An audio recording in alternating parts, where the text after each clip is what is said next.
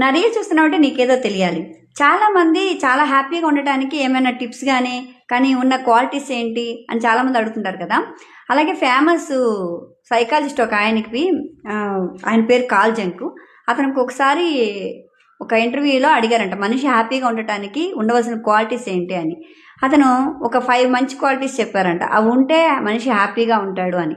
మరి ఆ 5 క్వాలిటీస్ మీలో ఉన్నాయా? మీరు చెక్ చేసుకోండి. నేను ఆల్రెడీ చెక్ చేసుకున్నాను. నాలో అయితే ఒక 2-3 క్వాలిటీస్ ఉన్నాయి.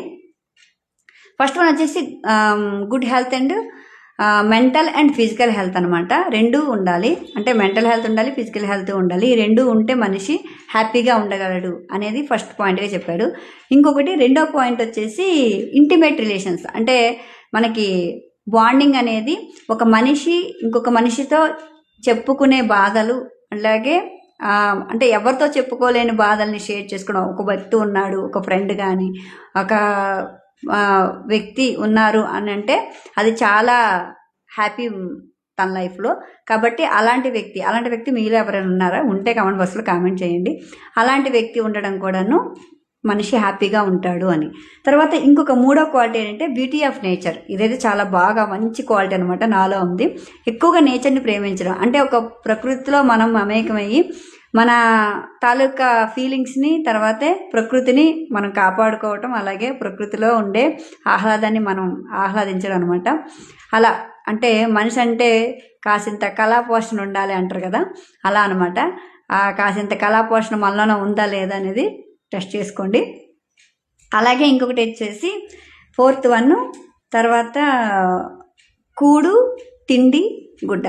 అంటే ఈ మూడు ఉంటే మనిషి అనేది హ్యాపీగా ఉండగలడు. ఇంటికి రాగానే అమ్మయ్య పడుకున్నామా, హ్యాపీగా ఉన్నామా, అలాగే ఇంత తిన్నామా, ఈ 3 కనుక ఉన్నట్టయితే మనిషి హ్యాపీయే. ఇంకొకటి ఏంటంటే దృక్పథం. అదేంటంటే మనం ఉన్న క్వాలిటీస్ అనమాట. అంటే ఒక రకంగా చెప్పాలనుకుంటే ఒక వ్యక్తికి మనం ఒక 500,000 ఇచ్చామనుకోండి, ఆడ ఎగ్గొట్టి ఇవ్వలేదు అనుకోండి, ఒక్కొక్కరు ఒక్కొక్కలా ఊహించుకుంటారు. నేనేమో సరేలే వాడికి ఇచ్చాను, పోతే పోయినాయి, ఎవరికో దానం చేశాను అనుకుంటా అనేది నా ఫిలాసఫీ. ఇంకొకరు ఏమనుకుంటారు, అరే పోయినాయా, ఇంకోసారి ఇంకెవరికి ఇవ్వకూడదురా, బుద్ధి వచ్చిందిరా నాయన అనుకుంటారు.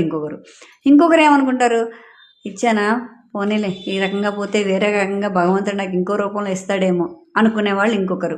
అలా దృక్పథం, మా దృక్పథం అనేది మంచిగా ఉంటే వాళ్ళు హ్యాపీగా ఉంటారు అనేది ఒకటనమాట. ఇంకొక విషయం ఏంటంటే ఇవన్నీతో పాటు సెల్ఫ్ హ్యాపీ అనమాట. అంటే ఒక పని కానీ ఒక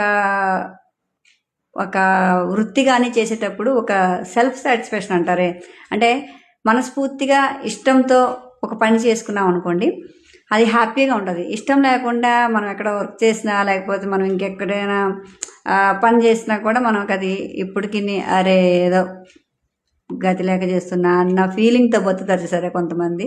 చాలామంది చాలా దాంట్లో కాంప్రమైజ్ అయిపోతూ ఉంటారు. అంటే వాళ్ళకి ఎంచుకున్న ఫీల్డ్ ఒకటి, ఇంకొక ఫీల్డ్లోకి వెళ్ళాల్సి వస్తుంది. ఆ ఫైనాన్షియలే కానీ లేకపోతే ఫ్యామిలీ ఇష్యూసే కానీ దీనివల్ల మారుతూ ఉంటారు కదా. అలా కూడా సెల్ఫ్ సాటిస్ఫాక్షన్ లేకుండా బతుకుతూ ఉంటారు కదా. కాబట్టి సెల్ఫ్ సాటిస్ఫాక్షన్ అనేది చాలా ఇంపార్టెంటు. చాలా హ్యాపీగా మనిషి ఉండడానికి అదొక ముఖ్య కారణం. ఈ 5 క్వాలిటీస్ మనిషికి ఉంటే హ్యాపీగా బతకగలడు అని చెప్పి ఆయన చెప్పారనమాట. మరి 5 క్వాలిటీస్లో మీకు ఎన్ని క్వాలిటీస్ ఉన్నాయో కామెంట్ బాక్స్లో కామెంట్ చేయండి. అలాగే ఈ రీల్ నచ్చినట్టయితే ఇంకొందరికి షేర్ చేయండి, లైక్ చేయండి.